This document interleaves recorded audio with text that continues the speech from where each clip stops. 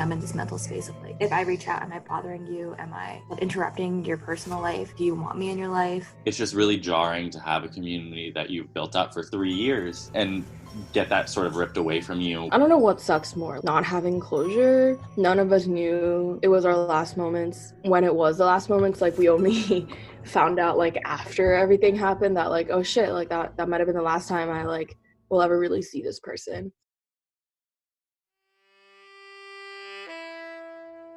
Welcome to the Daily Brew from the Stanford Daily. I'm Ellie Wong. And I'm Zhou. We interviewed Stanford students about their experiences with maintaining friendships while social distancing, their struggles, the ways they're staying in touch, and their advice for other college students. Since every person at Stanford has their own unique experience, there are a wide range of perspectives and stories in this episode. To preserve the privacy of those interviewed and to save you, our listener, from distinguishing between around 10 different voices, we will not be including their individual names. Anyways, we hope you enjoy this episode and have a lovely week 7. Ask anyone what the best part of Stanford is, and the answer will always be the people. One of the biggest challenges of an online spring quarter has been the loss of community, of getting to create memories through shared experiences. At school, it was a lot easier for me to be a lot happier about myself or what I'm doing. I feel productive, people are lifting me up. So then I guess here, in the absence of that, things felt bleaker than they really are. I think what makes Chi Alpha really special is that because of our faith and our love for God, it makes our love for each other deeper. You brought blankets to Green. Yeah. We hid them in our backpacks, and then we just quietly walked into Green and then went to Stacks and made a blanket for it. For one freshman, Stanford was a fresh start. She'd realized that her high school friends were toxic for her mental health, and most of those relationships fell apart before she entered school in the fall. I was with my friends and I was like, I think y'all are actually healthy for me. Y'all are actually happy for me when I'm happy. Y'all don't shame me for the things I do. I was like, I've never felt like this before with friends. Even though she was able to find a strong group of friends in her first quarter, there's also a norm among students to prioritize taking a heavy academic course load in the winter so that spring can be spent on deepening friendships. And I realized that I didn't have that many opportunities to make fond memories with people because I was so invested in theater, and that's what's so sad about not having spring quarters, because I wasn't going to do theater during spring quarters so I could make memories with people.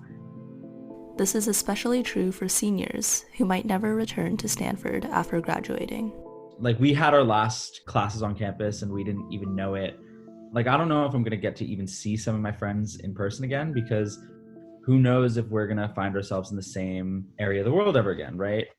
Although technology makes up for the lack of in-person contact to some degree, it's much harder to know what people are actually thinking without seeing them in person. They're active on social media and you're like, oh, I know that you're on your phone. Should I reach out to you, see if you'll reciprocate? But at the same time, you left me on red. So I don't know if me reaching out would bother you. I think you grow to appreciate the role of physical and nonverbal cues in conversation. Everything feels a bit stilted in online conversation. On FaceTime, something that happens a lot is people will speak at the same time. And then it's this cluster because you can't hear what they've said. And that for some reason doesn't happen in person. Not to mention, there really isn't that much to talk about when everyone is stuck at home. Unfortunately, a lot of conversation tends to revolve around just coronavirus. How are you doing with the quarantine? What are you up to today? In spite of this, one student argues that seeing friends in different settings brings them closer together. You kind of see people in their home environments and stuff like that, and they talk about their cities. So there's also an element of, through this whole process, we learn more about one another. As of right now, technology is pretty much our only way to communicate. Since conversation topics are hard to come by, video calls, phone calls, and texts get boring quickly. So instead, students have been playing more computer games together. We play Papa's games, Papa's Freezeria, Papa's Pizzeria, Papa's Sushiria, or Pop Tropica. There's a lot of gaming because it takes you out of the mental space of what's going on in my life right now, and you can just kind of invest in a virtual world. This thing called Proto Bowl, which is I think something that Quiz Bowl kids use. We do Quiz Bowl together. So it sounds kind of nerdy. A group of 4 seniors we talked to really enjoy playing Toontown together.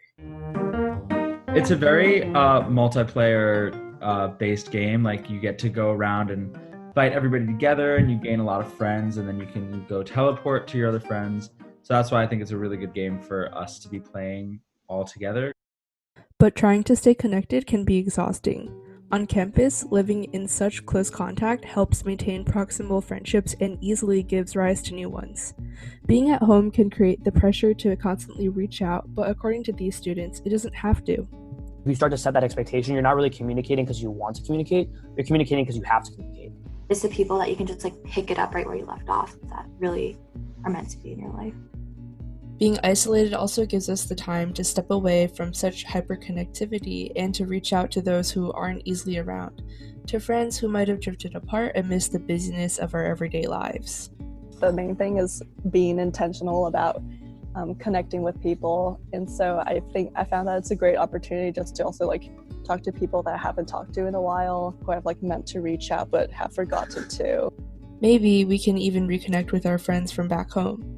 One student told us about his neighborhood friends, boys he'd practically known for his entire life. Like they're, you know, my guys till the end. You know, I really like, you know, they're a part of me. You know what I mean? Just as much as I'm a part of them. And like they're my ride or die. Regardless of your situation, which friendships feel like they might be hanging in limbo, or how you're feeling at the moment, we hope you'll take these words from improv professor Lisa Rowland to heart. What we have to do right now is we have to accept what's in front of us, we move forward positively, and we find new ways to play. We hope you've enjoyed this episode. Stay safe and stay healthy.